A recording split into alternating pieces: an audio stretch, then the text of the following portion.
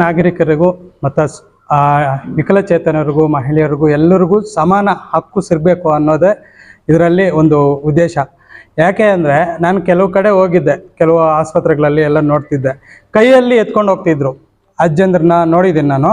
ಅದಕ್ಕೆ ಇದನ್ನ ನಿರ್ಮೂಲನೆ ಮಾಡಬೇಕು, ಆ ಥರ ಮಾಡಬಾರ್ದು. ಅವ್ರಿಗೊಂದು ಓಡಾಡಲಿಕ್ಕೆ ಒಂದು ಅವಕಾಶ ಇದ್ದರೆ ಆಟೋದಲ್ಲಿ ಏನಾದರೂ ಹಾಕ್ಕೊಂಡು ಹೋಗ್ಬೋದು, ಅವ್ರನ್ನ ಕರ್ಕೊಂಡು ಹೋಗೋಕ್ಕೆ ಬರಲಿಕ್ಕೆ ಒಂದು ಆಗತ್ತೆ ಅಂತೇಳಿ ಒಂದು ಆ ಉದ್ದೇಶದಿಂದ ಮಾಡಿದ್ದೀನಿ. ಇನ್ನು ಕೆಲವ್ರು ಏನಂದರೆ ಬೆಡ್ ಮೇಲೇ ಮರಗಿರ್ತಾರೆ ಅಜ್ಜಂದ್ರು ತಾತಂದ್ರು ಅಂತ. ಅವ್ರನ್ನ ನೋಡಿದ್ರೆ ನಮಗೆ ಅಯ್ಯೋ ಅನ್ಸುತ್ತೆ, ಅವ್ರಿಗೂ ಒಂದು ಸ್ವಲ್ಪ ಓಡಾಡಬೇಕು, ಮನೆಯೆಲ್ಲ ಸುತ್ತಾಡಬೇಕು ಅನ್ನೋ ಒಂದು ಆಸೆ ಇರ್ತದೆ. ಅದಕ್ಕೆ ಅವ್ರಿಗೇನಂದರೆ ಓಡಾಡೋಕ್ಕಾಗಲ್ಲ ಅಂತ ಹೇಳ್ಬಿಟ್ಟು ಅವ್ರಿಗೆ ಒಂದು ಸ್ವಲ್ಪ ಕಾಲು ನೋವು ಇರ್ತದೆ, ಎದ್ದೇಳೋಕ್ಕಾಗಲ್ಲ, ತುಂಬ ಕಷ್ಟ ಇರ್ತದೆ. ಅಂಥವ್ರಿಗೆ ಒಂದು ಅವಕಾಶ ಮಾಡಿಕೊಡ್ಬೇಕು ಅನ್ನೋದು ಈ ಉದ್ದೇಶದಿಂದ ವೀಲ್ಚೇರ್ನ ವಿತರಣೆ ಮಾಡಲಿಕ್ಕೆ ಒಂದು ಅವಕಾಶ ಮಾಡಿಕೊಡ್ತಿದ್ದೀವಿ. ಹಾಗೆ ವಿಕಲಚೇತನರಿಗೆ ಒಂದು ಏನಂದರೆ ತುಂಬ ಕಷ್ಟ ಇದೆ, ಎಲ್ಲರೂ ಓಡಾಡಬೇಕಂದ್ರೆ ಅವ್ರಿಗೆ ತುಂಬ ಕಷ್ಟ ಇದೆ. ಆದ್ದರಿಂದ ವೀಲ್ಚೇರ್ನು ಇದು ಮಾಡ್ತಾ ಇದ್ದೀವಿ.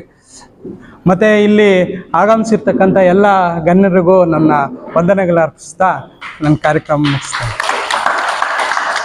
ನಮ್ಮ ಗ್ರಾಮ ಪಂಚಾಯತ್ ಉಪಾಧ್ಯಕ್ಷರಂತ ಮಂಜುನಾಥ್ರವರೇ ಹಾಗೂ ಇಲ್ಲಿ ಈ ಒಂದು ಕಾರ್ಯಕ್ರಮಕ್ಕೆ ಪ್ರತ್ಯಕ್ಷ ಹಾಗೂ ಪರೋಕ್ಷವಾಗಿ ಆರ್ಥಿಕ ನೆರವು, ಈ ಏನು ಗಾಳಿ ಕುರ್ಚಿಗಳಿದ್ದಾವೆ ಇವುಗಳ ಖರೀದಿಗೆ ಸಹಕರಿಸಿದಂಥ ಎಲ್ಲ ಸಂಘ ಸಂಸ್ಥೆಯ ಮುಖ್ಯಸ್ಥರುಗಳಿಗೆ ನಾನು ವಂದಿಸ್ತಾ, ಇದು ಅತ್ಯಂತ ಒಂದು ಅದ್ಭುತವಾದಂಥ ಕಾರ್ಯಕ್ರಮ ಆಗಿದೆ. ಈಗಾಗಲೇ ನಮ್ಮ ಸ್ನೇಹಿತರು ಹೇಳಿದ್ರು, ಆಸ್ಪತ್ರೆಗಳಲ್ಲಿ ಈ ಸಾರ್ವಜನಿಕರ ಓಡಾಡುವಾಗ ಕೆಲವರಿಗೆ ಕೈ ಕಾಲುಗಳು ಇದ್ದರೂ ಓಡಾಡಲಿಕ್ಕಾಗಲ್ಲ, ವಯಸ್ಸಾಗಿರುತ್ತೆ, ಕಾರಣದಿಂದ ಅವರು ಸ್ವತಂತ್ರವಾಗಿ ಓಡಾಡಲಿಕ್ಕೆ ಆಗೋದಿಲ್ಲ, ಬೇರೆಯವರ ನೆರವು ಪಡ್ಕೊಂಡು ಓಡಾಡಬೇಕಾಗತ್ತೆ. ಅದು ಇರಬಾರ್ದು ಅನ್ನೋ ಉದ್ದೇಶದಿಂದ ಅವರೇ ಸ್ವತಂತ್ರವಾಗಿ ಓಡಾಡಲಿ ಅನ್ನೋ ಉದ್ದೇಶದಿಂದ ಈ ಒಂದು ಕುರ್ಚಿಗಳನ್ನು, ವೀಲ್ಚೇರ್ಗಳನ್ನು ವಿತರಣಾ ಕಾರ್ಯಕ್ರಮ ಇಟ್ಕೊಂಡಿದ್ದಾರೆ. ಇದು ನಿಜಕ್ಕೂ ಒಂದು ಶ್ಲಾಘನೀಯ ಒಂದು ಕಾರ್ಯಕ್ರಮ. ಹಾಗೂ ಕೈಕಾಲು ಕಾರಣದಿಂದ ಕೈಕಾಲು ಕಳ್ಕೊಂಡಿರೋರು ಇದ್ದಾರೆ, ಅವ್ರಿಗೂ ಇದು ಸಹಾಯ ಆಗುತ್ತೆ ಅಂತ ನಾನು ಭಾವಿಸ್ತೀನಿ. ಇದು ಇಂಥ ಒಂದು ಅದ್ಭುತ ಕಾರ್ಯಕ್ರಮ. ಇಂಥ ಕಾರ್ಯಕ್ರಮಗಳು ನಮ್ಮ ತಾಲೂಕಿನಲ್ಲಿ ಎಲ್ಲ ಕಡೆ ನಡೆದಿದ್ದಾವೆ. ಅದೇ ರೀತಿ ಇಂದು ನಮ್ಮ ತಾಯ್ಲೂರು ಗ್ರಾಮ ಪಂಚಾಯತಿಯಲ್ಲೂ ಕಾರ್ಯಕ್ರಮ ಹಮ್ಮಿಕೊಂಡಿರೋದಕ್ಕೆ ನಿಜಕ್ಕೂ ಶ್ಲಾಘನೀಯ. ಎಲ್ಲರೂ ಇದನ್ನು ಪ್ರಯೋಜನ ಪಡ್ಕೊಂಡು ಇದನ್ನು ಬಳಸಿ ನೀವು ಎಲ್ಲರಾಗೆ ಗರ್ವದಿಂದ ಈ ಸಮಾಜದಲ್ಲಿ ಬದುಕಿ ಅಂತ ನಾನು ಹಾರೈಸಿ ನನ್ನ ಮಾತುಗಳನ್ನ ಮುಗಿಸ್ತೇನೆ. The association of people with disability Bengaluru, Shantiniketan ಸೇವಾ ಸಂಸ್ಥೆ ಕೋಲಾರ ಹಾಗೂ ಡಿಜಿಟಲ್ ತರಬೇತಿ ಕಾರ್ಯಾಗಾರ ಸಖಿ ಪ್ರೋಗ್ರಾಮ್ ಮತ್ತು ಲನಾಟಾ ಫೌಂಡೇಶನ್ ಇವರೆಲ್ಲರ ಒಂದು ಸಹಯೋಗದಲ್ಲಿ ಸಮಾಜದ ಒಂದು ಕಲ್ಯಾಣದ ಕಾರ್ಯಕ್ರಮ ಅಂತಲೇ ನಾನು ಈ ಸಂದರ್ಭದಲ್ಲಿ ಹೇಳ್ತೀನಿ. ವೇದಿಕೆ ಮೇಲೆ ಆಸೀನರಾಗಿರುವಂಥ ಎಲ್ಲ ಗೌರವಾನ್ವಿತರೆ, ಈ ಒಂದು ಕಾರ್ಯಕ್ರಮಕ್ಕೆ ನನ್ನ ಪ್ರೀತಿಯಿಂದ ಆಹ್ವಾನಿಸಿದಂತಹ ಆತ್ಮೀಯ ಮಿತ್ರ ಶಾಂತಿನಿಕೇತನ ಸಂಸ್ಥೆ ಪ್ರಶಾಂತ್ ಅವರೇ, ಗಿರಿಜಾ ಮೇಡಮ್ದವ್ರೆ, ಹಾಗೂ ಆತ್ಮೀಯ ಮಿತ್ರರು ಮಂಜುನಾಥ್ ಸರ್ ಅವರೇ, ಭಾಳ ಆತ್ಮೀಯರು, ಮರ್ತೋಗಿದ್ದಾರೆ ಸರ್ ಏನೋ ಗೊತ್ತಿಲ್ಲ ಅನಿಸುತ್ತೆ. ಅವ್ರ ಭಾವನೂ ನಾನು, ಶಂಕರನಾಗ್ ಅವರು ನಾನು ಒಟ್ಟಿಗೆ ಕೆಲಸ ಮಾಡ್ತಿದ್ದೀವಿ, ಸಹೋದ್ಯೋಗಿಗಳು. ಅದಕ್ಕೆ ಈ ಒಂದು ಕಾರ್ಯಕ್ರಮಕ್ಕೆ ಆಗಮಿಸಿರುವಂತಹ ಎಲ್ಲ ಹಿರಿಯರೇ, ನಾನು ಸಮಾಜದ ಒಂದು ಕಲ್ಯಾಣದ ಕಾರ್ಯಕ್ರಮ ಅಂತಲೇ ಹೇಳ್ತಾ ಇದ್ದೇನೆ. ಬದುಕಿಗೆ ಒಂದು ಆಸರೆ. ಒಂದು ಸ್ಥಳದಿಂದ ನಾವು ವಯಸ್ಸಾದ ಕಾಲದಲ್ಲಿ ಸದಾ ಮತ್ತೊಬ್ಬರನ್ನ ಆಸರಣೆಯಾಗಿ ನಾವು ಜೊತೆಲಿ ಇಟ್ಕೊಂಡು ಹೋಗ್ಲಿಕ್ಕೆ ಕಷ್ಟ ಆಗುತ್ತೆ, ಎಲ್ಲ ಸಮಯದಲ್ಲೂ ಸಹ.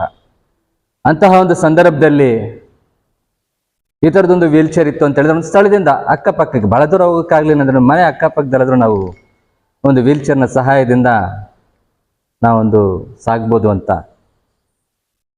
ಇಂಥ ಅದ್ಭುತವಾದಂತಹ ಒಂದು ಸಮಾಜದ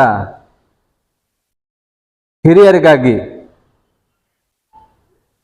ಇಂತಹ ಒಂದು ಕಾರ್ಯಕ್ರಮನ ಹಮ್ಮಿಕೊಂಡಿರುವಂತಹ ಶಾಂತಿನಿಕೇತನ ಸೇವಾ ಸಂಸ್ಥೆಯವರಿಗೆ ಮತ್ತು ಇಡೀ ತಂಡಕ್ಕೆ ನಾನು ಮೊದಲಿಗೆ ಈ ಸಂದರ್ಭದಲ್ಲಿ ಅಭಿನಂದನೆಗಳನ್ನ ತಿಳಿಸ್ತಾ ಇದ್ದೀನಿ. ಈಗಾಗಲೇ ಹಲವಾರು ಕಾರ್ಯಕ್ರಮಗಳಿಗೆ ಪ್ರಶಾಂತ್ ಅವರು ಕರೆದಿದ್ರು. ಕೆಲವೊಂದು ಕಾರಣಾಂತರಗಳಿಂದ, ನನ್ನ ಕೆಲಸದ ಒತ್ತಡದಿಂದ, ಮತ್ತು ನಮ್ಮ ಒಂದು ಸಂಸ್ಥೆ, ನಾನು ವೃತ್ತಿಯಲ್ಲಿ ಶಿಕ್ಷಕನಾಗಿ ಕೆಲಸ ಮಾಡ್ತಿದ್ರು ಸಹ ನಮ್ಮದೊಂದು ಯುವ ತಂಡವನ್ನು ಕಟ್ಕೊಂಡು ಸ್ವರ್ಣಭೂಮಿ ಫೌಂಡೇಶನ್ ಅಂತ ನಮ್ಮದೇ ಆದಂಥ ಒಂದು ಸೇವಾ ಕಾರ್ಯವನ್ನು, ಸ್ವಯಂ ಸೇವೆಯನ್ನು ನಾವು ನಡ್ಸ್ಕೊಂಡು ಬರ್ತಾ ಇದ್ದೀವಿ. ನಮ್ಮ ಒಂದು ಕಾರ್ಯಕ್ರಮಕ್ಕೂ ಸಹ ಪ್ರಶಾಂತ್ ಅವರು ಜೊತೆಗಿರುವಂಥ ಸುಪ್ರೀಂ ಅವರು ಎಲ್ಲರೂ ಸಹ ಜೊತೆಗಿರ್ತಿದ್ದಾರೆ. ಹಲವಾರು ಸರಿ ಹೇಳ್ತಿದ್ರು, ಕಳೆದ ಬಾರಿ ಕೂಡ ಹೇಳ್ತಿದ್ರು. ಅಂದರೆ ಅವರು ಕೊನೆ ಮೂಮೆಂಟಲ್ಲಿ ಹೇಳಿದರು, ಸರ್ ಈ ಭಾಗದ ಒಂದು ಮಕ್ಕಳಿಗೆ ಶೈಕ್ಷಣಿಕವಾಗಿ ಏನಾದರೂ ಒಂದು ಸಪೋರ್ಟ್ ಮಾಡಿ ಅಂತ ಹೇಳಿ. ಮೊದಲಿಗೆ ನಾನು ಈ ಒಂದು ಕಾರ್ಯಕ್ರಮಕ್ಕೆ ಶಾಂತಿನಿಕೇತನ್ ಸಂಸ್ಥೆಯವ್ರ ಕಡೆಯಿಂದ ಆಗಮಿಸಿರುವಂಥದ್ದು. ಇಡೀ ವರ್ಷದ ಉದ್ದಕ್ಕೂ ಸಹ ಸುಮ್ಮನೆ ಏನೋ ಒಂದು ಹೇಳ್ತಾರೆ ಅಂತಲ್ಲ ಅದು. ಯಾಕಂದರೆ ಶೈಕ್ಷಣಿಕವಾಗಿ ನಾವು ಕೆಲಸ ಮಾಡ್ತೀವಿ. ಮಕ್ಕಳಿಗೆ ಬೇಕಾಗಿರುವಂಥದ್ದು ಒಂದು ಕ್ಯಾಂಪ್ಗಳಾಗಿರಬಹುದು, ಶಿಬಿರಗಳಾಗಿರಬಹುದು, ಈ ಥರದ್ದು. ಕಳೆದ ತಿಂಗಳು ಸಹ ಒಂದು ಆಶ್ರಮದಲ್ಲಿ ಮಕ್ಕಳಿಗೆ 1 ವಾರಗಳ ಗಂಟ ಒಂದು ಬೇಸಿಗೆ ಶಿಬಿರವನ್ನು ಸಹ ಹಮ್ಮಿಕೊಂಡಿದ್ವಿ ಅನಾಥಾಶ್ರಮದ ಮಕ್ಕಳಿಗೆ. ಇಲ್ಲಿ ಸುತ್ತಮುತ್ತಲು ಇರುವಂತಹ ಗ್ರಾಮೀಣ ಭಾಗದ ಒಂದು ಮಕ್ಕಳಿಗೆ ಸಾಧ್ಯವಾದಷ್ಟು ನಮ್ಮ ಒಂದು ಸಂಸ್ಥೆ ಮತ್ತು ಶಾಂತಿನಿಕೇತನ ಸಂಸ್ಥೆ ಮತ್ತು ಇಲ್ಲಿ ಏನು ಸಹಯೋಗ ಸಂಸ್ಥೆಗಳಿದ್ದಾವೆ ಹಾಗೂ ಏನು ಜನ ಸಮುದಾಯದ ಮುಖಂಡರಿದ್ದಾರೆ, ನಿಮ್ಮೆಲ್ಲರ ಒಂದು ಸಹಕಾರದಿಂದ ಒಂದಷ್ಟು ಕಾರ್ಯಕ್ರಮಗಳನ್ನ ಹಮ್ಮಿಕೊಳ್ತೀವಿ ಅಂತ ನಾನು ಈ ಸಂದರ್ಭದಲ್ಲಿ ತಿಳಿಸ್ತಾ ಇದ್ದೀನಿ. ಯಾರ್ಯಾರು ಈ ಒಂದು ಫಲಾನುಭವಿಗಳು ಈ ಒಂದು ಕಾರ್ಯಕ್ರಮಕ್ಕೆ ಆಗಮಿಸಿದ್ದೀರಾ, ತಾವೆಲ್ಲರೂ ಸಹ ಇದನ್ನು ಸದುಪಯೋಗ ಪಡಿಸ್ಕೊಳ್ಳಿ. ಮತ್ತಷ್ಟು ನಿಮ್ಮೆಲ್ಲರ ಸಹಕಾರ, ಇಂತಹ ಸಹೃದಯ ಸಂಘ ಸಂಸ್ಥೆಗಳಿಗೆ, ಸಂಘಟಕರಿಗೆ ನಿಮ್ಮೆಲ್ಲರ ಸಹಕಾರ ಇರಲಿ ಅಂತ ನಾನು ಈ ಸಂದರ್ಭದಲ್ಲಿ ಹೇಳ್ತಾ, ನಾನು 1-2 ಮಾತುಗಳನ್ನು ಒಂದು ಕಾರ್ಯಕ್ರಮಕ್ಕೆ ಆಹ್ವಾನಿಸಿ ಮಾತನಾಡಲು ಅವಕಾಶ ಮಾಡಿಕೊಟ್ಟಿದ್ದೀರಾ. ತಮ್ಮೆಲ್ಲರಿಗೂ ಸಹ ಈ ಸಂದರ್ಭದಲ್ಲಿ ಧನ್ಯವಾದಗಳನ್ನು ತಿಳಿಸ್ತಾ ಇದ್ದೀನಿ. ಧನ್ಯವಾದ. ನಾನು ಶಾಂತಿನಿಕೇತನ ಅಧ್ಯಕ್ಷರಾದಂಥ ಪ್ರಶಾಂತ್ ಅವರಿಗೆ ಅಭಿನಂದನೆಯನ್ನು ಸಲ್ಲಿಸ್ತೀನಿ. ಕಳೆದ ಶನಿವಾರದಂದು ಬೇತ್ಮಂಗಲದಲ್ಲಿ ಮಾಡಿದ್ರು ಕಾರ್ಯಕ್ರಮ. ಇದೇ ರೀತಿ ಗಾಲಿ ಕುರ್ಜಿ ವಿತರಣೆ ಕಾರ್ಯಕ್ರಮನೇ ಪ್ರತಿನಿತ್ಯ ಪ್ರತಿ ಪಂಚಾಯಿತಿಗಳನ್ನು ಕವರ್ ಮಾಡ್ತಾ ಇದ್ದಾರೆ. ಮುಳಬಾಗಿಲಲ್ಲಿ ಅದೊಂದು ಉತ್ತಮವಾದಂಥ ಕೆಲಸ ಆಗ್ತಾ ಇದೆ. ವಿಕಲಚೇತನರ ಪರ್ವ ಇರ್ತಕ್ಕಂಥ ಒಂದು ಅಷ್ಟು ಕಾರ್ಯಕ್ರಮಗಳನ್ನು ಮುತುವರ್ಜಿಯಾಗಿ ತಗೊಂಡು ಇವತ್ತು ಹಿರಿಯ ನಾಗರಿಕರಿಗೆ ಅಂತೇಳಿ ವಿಶೇಷವಾಗಿ ಶಾಂತಿನಿಕೇತನ ಮಿತ್ರ ಬಳಗ ಅಂತೇಳಿ ಮಾಡಿಕೊಂಡು ವಿಕಲಚೇತನರನ್ನೆಲ್ಲ ಎಲ್ಲ ಸಂಘ ಸಂಸ್ಥೆಗಳನ್ನು ಕೂಡ ಒಟ್ಟುಗೂಡಿಸಿ ಇವತ್ತು ಕಾರ್ಯಕ್ರಮವನ್ನು ಮಾಡ್ತಾ ಇದ್ದಾರೆ. ಇನ್ನು ಮುಂದಿನ ದಿನಗಳಲ್ಲಿ ಸುಪ್ರೀಂ ವಿಕಲಚೇತನ ಸೇವಾ ಸಂಸ್ಥೆ ಕೂಡ ನಿಮ್ಮೊಂದಿಗೆ ಸೇರ್ಕೊಂತೀವಿ, ನಿಮ್ಮ ಜೊತೆಯಾಗಿ ನಾವು ಕೂಡ ಇರ್ತೀವಿ ಅಂತೇಳಿ ಈ ಸಂದರ್ಭದಲ್ಲಿ ಮಾತನ್ನು ಕೊಡ್ತಾ ಇದ್ದೀವಿ. ಮುಂದಿನ ದಿನಗಳಲ್ಲಿ ಏನಾದರೂ ಕಾರ್ಯಕ್ರಮಗಳು ಮಾಡುವಾಗ ನಾವು ಕೂಡ ಜೊತೆಯಲ್ಲಿ ಇರ್ತೀವಿ.